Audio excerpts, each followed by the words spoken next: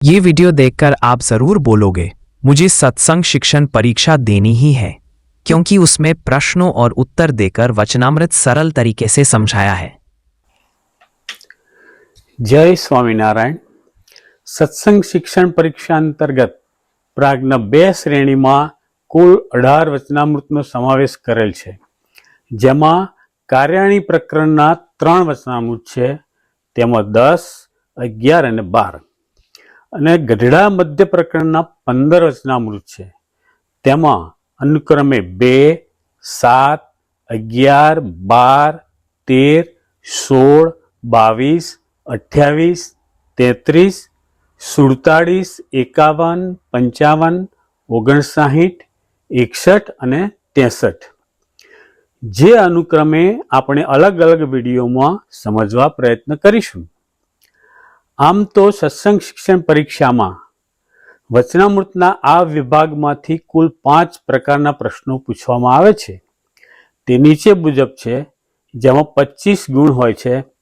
1 વાક્યમાં જવાબ લખો, 2 મુદ્દાસર જવાબ લખો, 3 દ્રષ્ટાંત લખી સિદ્ધાંત સ્પષ્ટ કરો, 4 અભ્યાસક્રમના વચનામૃતનું સંદર્ભ આપી સમજાવો, અને 5 અવતરણની પૂર્તિ કરો. તો આ વિડીયો શરૂ કરીએ તે પહેલા એક વિનંતી છે કે જો આપને આ વિડીયો આધ્યાત્મિક માર્ગમાં તથા સત્સંગ શિક્ષણ પરીક્ષા આપવાની તૈયારીમાં મદદરૂપ થાય તેમ લાગતું હોય તો મારી આ ચેનલ દાસનો દાસ તેને આપના મિત્ર મંડળમાં તથા સત્સંગ મંડળમાં અથવા જરૂરિયાતમંદ વ્યક્તિને શેર કરી, લાઈક કરી, સબસ્ક્રાઈબ કરશો, જેથી નવા વિડીયોનું નોટિફિકેશન આપને મળતું રહે. અને આપનું કોઈ મંતવ્ય હોય તો પણ કોમેન્ટ બોક્સમાં લખી જણાવશો. આપણી આ ચેનલ બનાવવાનો હેતુ એક જ છે કે સત્સંગનું જ્ઞાન દરેક પાસે પહોંચે તથા ભગવાન સ્વામિનારાયણ અને ગુરુહરિ મહંત સ્વામી મહારાજનો રાજીપો મળે એ જ છે. જ્ઞાન વેચવાથી જ્ઞાન વધે છે અને પાક્કું થાય છે. તો આપ પણ આ રાજીપાના અધિકારી બનો એવી મારી અંતરની અભિલાષા છે. તો આપણે સૌથી પહેલા સદગુરુ સંતોના મુખથી વચનામૃત સાંભળીશું. ત્યારબાદ તેમાંથી પૂછાતા પ્રશ્નો અને તેના ઉત્તરો સમજવા પ્રયત્ન કરીશું. સ્વામિનારાયણ હરે. વચનામૃત ગરડા મધ્ય પ્રકરણનું 47મું. પાતાળ સુધી પૃથ્વી ફાટ્યાનું. સ્વામિનારાયણ હરે. સંવત 1880ના મહાવદી દશમીને દિવસ સ્વામી શ્રી સહજાનંદજી મહારાજ શ્રી ગરડા મધ્યે દાદા ખાચરના દરબારમાં ઉગમણે દ્વાર ઓરડાની ઓસરીએ વિરાજમાન હતા અને સર્વ શ્વેત વસ્ત્ર ધારણ કર્યા હતા અને પીળી છીંટની રજાએ ઓઢી હતી અને પોતાના મુખારવિંદની આગળ મુનિ તથા દેશ દેશના હરિભક્તની સભા ભરાઈને બેઠી હતી. પછી શ્રીજી મહારાજ બોલ્યા, જે સંતની પાસે 4 સાધુ રહેતા હોય તેને જો મન દઈને માણસાઈએ રાખતા આવડતું હોય તો તેની પાસે સાધુ રાજીપે રહે, અને જેને સાધુને રાખતા આવડે નહીં તેની પાસે એ સાધુ રહે પણ નહીં. અને જે સાધુને મોક્ષનો ખપ હોય તેને તો જેમ દુખવીએ ને વિષયનું ખંડન કરીએ તેમ અતિ રાજી થાય. જેમ આ મુક્તાનંદ સ્વામીને ક્ષય રોગ થયો છે, તે દહીં, દૂધ, ગળ્યું ચીકણું કાંઈ ખાવા દેતો નથી, તેમ જે સમજ્યું હોય તેને એમ જણાય. આ રોગે સારું સારું ખાવા પીવાનું સર્વે ખંડન કરી નાખ્યું, માટે આ તો ક્ષયરોગ રૂપે જાણીએ કોઈક મોટા સંતનો સમાગમ થયો હોય ને શું એમ ભાસે છે. શા માટે જે શિષ્ણ ને ઉદર એ બેને વિશે જે જીવને આસક્તિ છે એ જ અસત્પુરુષપણું છે. તે ક્ષયરોગ એ 2 પ્રકારની ખોટને કાઢે એવો છે. તેમ એ રોગની પેઠે જે સત્પુરુષ હોય તે વિષયનું ખંડન કરતા હોય ત્યારે મુમુક્ષુ હોય તેને તેમાં દુખાઈ જવું નહીં. અને જે ખાધા પીધાની લાલચે કે લુગડાની લાલચે અથવા પોતાને મનગમતા પદાર્થની લાલચે કોઈ મોટેરા સંત ભેગો રહેતો હોય તેને તો સાધુ જ ન જાણવો, તેને તો લબાડ જાણવો ને કૂતરા જેવો જાણવો. અને એવો મલિન આશયવાળો હોય તે અંતે જતાં વિમુખ થાય. અને વળી સંતને કોઈ સારો પદાર્થ આપે તેમાં જે ઈર્ષ્યા કરે તથા જે પંચ વિષયનો લાલચી હોય એ બે તો પંચ મહાપાપીથી પણ અતિ ભૂંડા છે. માટે જે સમજુ હોય તેને સંતના સમાગમમાં રહીને આવો મલિન આશય અંતરમાં રાખ્યો ન જોઈએ. કેમ જે આ સભા તો જેવી બદ્રિકાશ્રમમાં તથા શ્વેતદીપમાં હોય તેવી છે. તેમાં બેસીને જ્યારે મલિન વાસના ન ટળી ત્યારે બીજો ટાળ્યાનો ઠેકાણો ક્યાં મળશે? અને પંચ વિષય છે તે તો પૂર્વે દેવ મનુષ્યાદિકને વિશે અનંત દેહે કરીને આપણે જીવે ભોગવ્યા છે, તો પણ હજી લગણ એ વિષયની તૃપ્તિ થઈ નથી. તો હવે ભગવાનના ભક્ત થઈને વર્ષ કે 2 વર્ષ કે 5 વર્ષ વિષય ભોગવીને પૂર્ણ થવાશે નહીં. જેમ પાતાળ સુધી પૃથ્વી ફાટી હોય તેને પાણીએ કરીને ભરવા માંડીએ તે ક્યારે ભરાય નહીં, તેમ ઇન્દ્રિયો છે તેને ક્યારેય વિષય થકી તૃપ્તિ થઈ નથી અને થશે પણ નહીં. માટે હવે તો વિષયની આસક્તિને ત્યાગ કરીને અને સાધુ જેમ વઢીને કહે તેમ ગુણ લેવો પણ અવગુણ લેવો નહીં. તે મુક્તાનંદ સ્વામીના કીર્તનમાં કહ્યું છે, જે શૂળી ઉપર શયન કરાવે તો એ સાધુને સંગે રહીએ રે.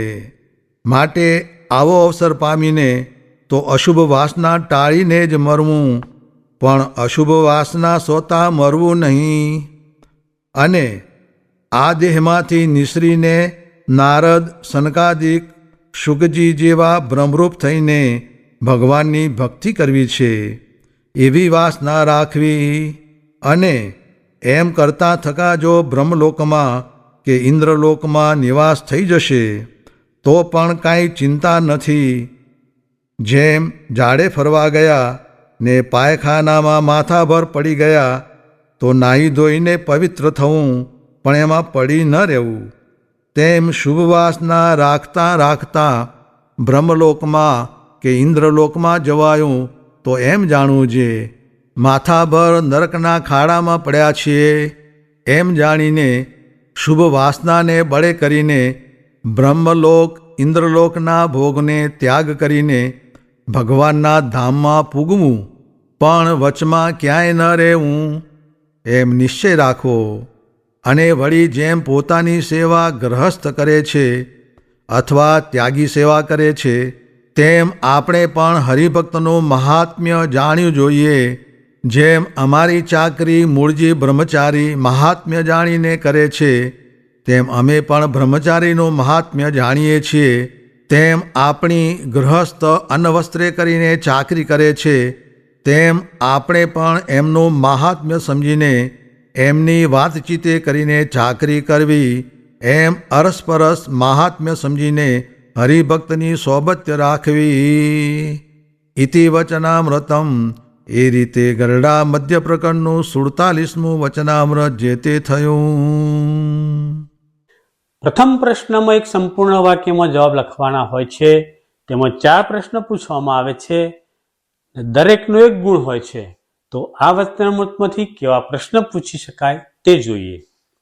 પ્રશ્ન 1, કોની પાસે સાધુ રાજીપે રહે? જવાબ, જે સંતની પાસે સાધુ રહેતા હોય તેને જો મન દઈને માણસાઈએ રાખતા આવડતું હોય તો તેની પાસે સાધુ રાજીપે રહે. પ્રશ્ન 2, શુભ વાસના રાખતા બ્રહ્મલોકમાં કે ઇન્દ્રલોકમાં જવાયું તો શું જાણવું? જવાબ, શુભ વાસના રાખતા રાખતા બ્રહ્મલોકમાં કે ઇન્દ્રલોકમાં જવાયું તો એમ જાણવું જે માથાભર નરકના ખાડામાં પડ્યા છે. પ્રશ્ન 3, અસત્પુરુષપણાનું કયું લક્ષણ શ્રીજી મહારાજે બતાવ્યું છે, અથવા અસત્પુરુષપણું શું છે? તો જવાબ, શિશ્ન ને ઉદર એ બેને વિશે જીવને આસક્તિ છે, એ જ અસત્પુરુષપણું છે. પ્રશ્ન 4, શુભ વાસનાના બળે કરીને કેવો નિશ્ચય રાખવો? જવાબ, શુભ વાસનાના બળે કરીને બ્રહ્મલોક કે ઇન્દ્રલોકના ભોગને ત્યાગ કરીને ભગવાનના ધામમાં પૂગવું, પણ વચમાં ક્યાંય ન રહેવું, એમ નિશ્ચય રાખવો. પ્રશ્ન 5, શ્રીજી મહારાજે લબાડ અને કૂતરા જેવો કોને કહ્યો છે? જવાબ, જેને ખાધા પીધાની લાલચે કે લુગડાની લાલચે અથવા પોતાને મનગમતા પદાર્થની લાલચે કોઈ મોટેરા સંત ભેગો રહેતો હોય તેને સાધુ જ ન જાણવો, તેને તો લબાડ જાણવો ને કૂતરા જેવો જાણવો. પ્રશ્ન 6, સંતની પાસે સાધુ ક્યારે રહે અને ક્યારે ન રહે? જવાબ, જે સંતની પાસે 4 સાધુ રહેતા હોય તેને જો મન દઈને માણસઈએ રાખતા આવડતું હોય તો તેની પાસે સાધુ રાજીપે રહે, અને જેને સાધુને રાખતા આવડે નહીં તેની પાસે સાધુ રહે પણ નહીં. પ્રશ્ન 7, જે સાધુને મોક્ષનો ખપ હોય તેનું લક્ષણ શું? તો જવાબ, જે સાધુને મોક્ષનો ખપ હોય તેને તો જેમ દુખાવીએ ને વિષય ખંડન કરીએ તેમ અતિ રાજી થાય. પ્રશ્ન 8, મુમુક્ષુને ક્યારે દુખવું નહીં? જવાબ, સત્પુરુષ હોય તે વિષયનું ખંડન કરતા હોય ત્યારે મુમુક્ષુ હોય તેને તેમાં દુખાઈ જવું નહીં. પ્રશ્ન 9, કયા 2 પાપ પંચ મહાપાપીથી પણ અતિશય ભૂંડા છે? જવાબ, સંતને કોઈ પદાર્થ સારું આપે તેમાં જે ઈર્ષા કરે તથા જે પંચ વિષયનો લાલચી હોય એ 2 તો પંચ મહાપાપીથી પણ અતિ ભૂંડો છે. પ્રશ્ન 10, કેવી વાસના રાખવી? જવાબ, આ દેહમાંથી નીસરીને નારદ, સંકાદિક, સુખજી જેવા બ્રહ્મરૂપ થઈને ભગવાનની ભક્તિ કરવી છે, એવી વાસના રાખવી. હવે બીજા પ્રશ્નમાં કોઈ પણ 2ના મુદ્દાસર જવાબ 4 થી 5 લીટીમાં લખવાના હોય છે. તો આ વચનામૃતમાંથી કેવા પ્રશ્ન પૂછી શકાય તે જોઈએ. પ્રશ્ન 1, કોને સાધુ જ ન જાણવો અને કેવો જાણવો? અથવા કોણ અંતે જતા વિમુખ થાય છે? અથવા કૂતરાના દ્રષ્ટાંતે જીવનું અસત્પુરુષપણું? જવાબ, જેને ખાધા પીધાની લાલચે કે લુગડાની લાલચે અથવા પોતાને મનગમતા પદાર્થની લાલચે કોઈ મોટેરા સંત ભેગો રહેતો હોય તેને સાધુ જ ન જાણવો, તેને તો લબાડ જાણવો ને કૂતરા જેવો જાણવો. એવો મલિન આશયવાળો હોય તે તો અંતે જતા વિમુખ થાય છે. પ્રશ્ન 2, શુભ વાસના અને અશુભ વાસના સંબંધી વિચારનું વિવેચન કરો. જવાબ, આવો અવસર પામીને તો અશુભ વાસના ટાળીને જ મરવું, પણ અશુભ વાસના સોતા મળવું નહીં. અને આ દેહમાંથી નીસરીને નારદ, સંકાદિક, સુખજી જેવા બ્રહ્મરૂપ થઈને ભગવાનની ભક્તિ કરવી છે, એવી વાસના રાખવી. અને એમ જો કરતા થકા જો બ્રહ્મલોકમાં કે ઇન્દ્રલોકમાં નિવાસ થઈ જવાશે તો પણ કાંઈ ચિંતા નથી. જેમ ઝાડે ફરવા ગયા ને પાયખાનામાં માથાભર પડી ગયા તો નાઈને ધોઈને પવિત્ર થવું, પણ એમાં પડી ન રહેવું, તેમ શુભ વાસના રાખતા થકા બ્રહ્મલોકમાં કે ઇન્દ્રલોકમાં જવાયું તો એમ જાણવું જે માથાભર નરકના ખાડામાં પડ્યા છે.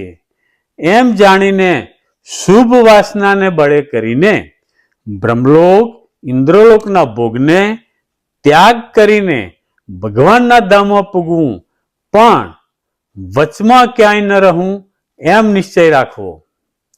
પ્રશ્ન 3. ઇન્દ્રિયો છે તેને ક્યારેક વિષય થકતી તૃપ્તિ થઈ નથી ને થશે પણ નહીં. તો જવાબ છે, પંચ વિષય છે તે તો પૂર્વે દેવ મનુષ્યાદિકને વિશે અનંત દેહે કરીને આપણે ભોગવ્યા છે, તો પણ હજી લગન એ વિષયની તૃપ્તિ થઈ નથી. તો હવે ભગવાનના ભક્ત થઈને વર્ષ કે 2 વર્ષ કે 5 વર્ષ વિષય ભોગવીને પૂર્ણ થવાશે નહીં. જેમ પાતાળ સુધી પૃથ્વી ફાટી હોય તેને પાણીએ કરીને ભરવા માંડીએ તો તે ક્યારેય ભરાય નહીં, તેમ ઇન્દ્રિયો છે તે ક્યારેય વિષય થકતી તૃપ્ત થઈ નથી ને થશે પણ નહીં. માટે હવે તો વિષયની આસક્તિને ત્યાગ કરીને અને સાધુ જેમ વઢીને કહે તેમ ગુણ લેવો પણ અવગુણ લેવો નહીં. પ્રશ્નમાં કોઈ પણ એક દ્રષ્ટાંત લખી તેનો સિદ્ધાંત સ્પષ્ટ કરવાનો હોય છે, અને તે પણ 4 થી 5 લીટીમાં. તો આ વચનામૃતમાંથી કેવા પ્રશ્ન પૂછાય તે જોઈએ. પ્રશ્ન 1. મનગમતા પદાર્થની લાલચવાળાને લબાડ અને કૂતરા જેવો જાણવો. જવાબ, એમાં દ્રષ્ટાંત, જે ખાધા પીધાની લાલચે કે લુગડાની લાલચે અથવા પોતાને મનગમતા પદાર્થની લાલચે કોર મોટા સંત ભેગો રહેતો હોય તેને સાધુ ન જાણવો, તેને તો લબાડ જાણવો ને કૂતરા જેવો જાણવો. એવો મલિન આશય વાળો હોય તે અંતે જતા વિમુખ થાય. સિદ્ધાંત, મોટા સંતની પાસે જીવના કલ્યાણની લાલચે જ રહેવું. સત્પુરુષ તો વિષયનું ખંડન કરી જીવની ખોટને દૂર કરનારા છે. ખાધા પીધા કે લુગડા કે આ લોકના કોઈ પદાર્થની લાલચે રહેનારને મહારાજ લબાડ કૂતરા જેવો જાણે છે.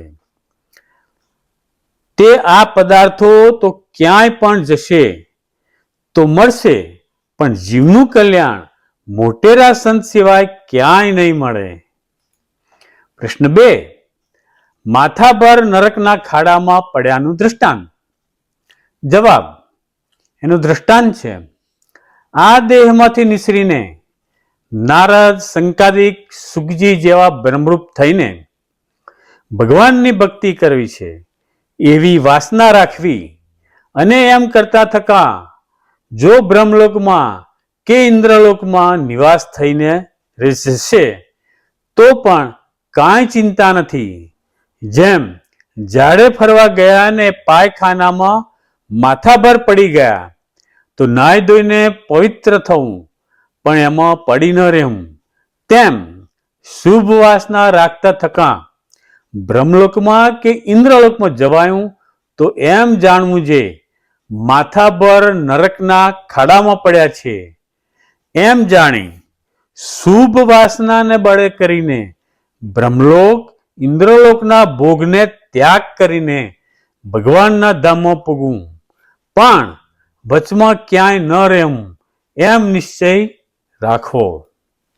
અને સિદ્ધાંત છે, ભગવાનનું જે અક્ષરધામ છે તેની આગળ બીજા જે દેવતાના લોક છે તેને મોક્ષ ધર્મને વિશે નરક તુલ્ય કહ્યા છે. માટે શુભ વાસના રાખતા તો બીજા લોકની પ્રાપ્તિ થઈ જાય તો તેનો ત્યાગ કરીને ભગવાનના અક્ષરધામમાં જ પૂગવું છે એવો નિશ્ચય રાખીએ તો અક્ષરધામમાં પૂગી જવાય. પ્રશ્ન 3. પાતાળ સુધી પૃથ્વી ફાટ્યાનું. જવાબ. એમાં દ્રષ્ટાંત. જેમ પાતાળ સુધી પૃથ્વી ફાટી હોય તેને પાણીએ કરીને ભરવા માંડીએ તે ક્યારેય ભરાય નહીં, તેમ ઇન્દ્રિયો છે તે ક્યારેય વિષય થકી તૃપ્ત થઈ નથી ને થશે પણ નહીં. માટે હવે તો વિષયની આસક્તિને ત્યાગ કરીને સાધુ જેમ વળીને કહે તેમ ગુણ લેવો, પણ અવગુણ લેવો નહીં. સિદ્ધાંત. આપણે માનીએ છીએ કે આટલું ભોગવી લઈએ પછી છોડીને ભગવાનનું ભજીશું, પણ વિષયની તૃપ્તિ ક્યારેય થતી જ નથી. માટે તેની આસક્તિનો ત્યાગ કરી સંત વઢે તો પણ ગુણ લઈએ તો જ વિષયોમાંથી વૃત્તિ પાછી વળે. હવે ચોથા પ્રશ્નમાં કોઈ પણ બે પ્રસંગો અભ્યાસક્રમના વચનામૃતના સંદર્ભનું પ્રમાણ આપી સમજાવવાનું હોય છે, તે પણ 3 થી 4 લીટીમાં. તો આ વચનામૃતમાંથી કેવા પ્રશ્ન પૂછી શકાય તે જોઈએ. પ્રશ્ન 1. યોગીજી મહારાજ હરિભક્તોનું મહાત્મ્ય સમજીને એમની વાતચીતે કરીને ચાકરી કરતા. જવાબ. એમાં સંદર્ભ છે.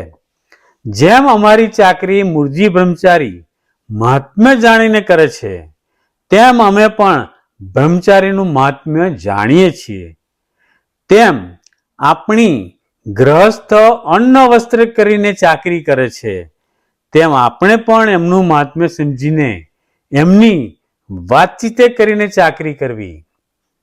સમજૂતી છે. ત્યાગી હોય કે ગ્રહસ્થી પરસ્પર એકબીજાનું મહાત્મ્ય સમજવું જોઈએ. ગ્રહસ્થ ત્યાગીની અન્ન વસ્ત્રે ચાકરી કરે છે તેમ ત્યાગીએ કથા વાર્તા કરીને ગ્રહસ્થને ત્રિવિધ તાપમાંથી ઉગારી તેની ચાકરી કરવી. હવે 5મા પ્રશ્નમાં અવતરણોની પૂર્તિ કરવાની હોય છે.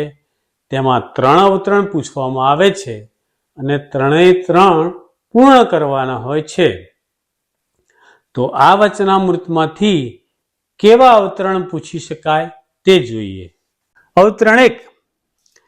તેમ ઇન્દ્રિયો છે તે ક્યારેય વિષય થકી તૃપ્ત થઈ નથી ને થશે પણ નહીં.